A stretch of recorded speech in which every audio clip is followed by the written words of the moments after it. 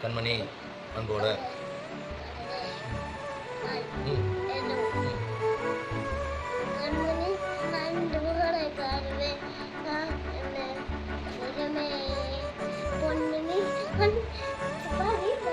பொன்மணி உன் வீட்டில் சௌக்கியமா நான் இங்கு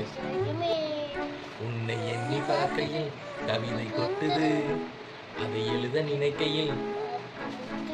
ஓஹோ கண்மணி அன்பு காதலன் நான் எழுதும் பொன்மணி உன் வீட்டில் சௌக்கியமா நான் இங்கு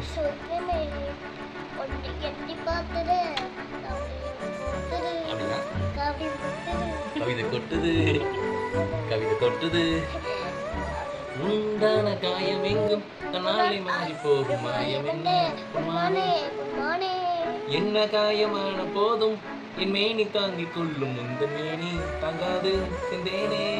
எந்த காதல் என்னவென்று சொல்லாமல் ஏங்க ஏங்க அழுகை வந்தது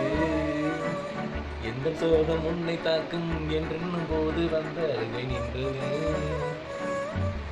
மனிதன்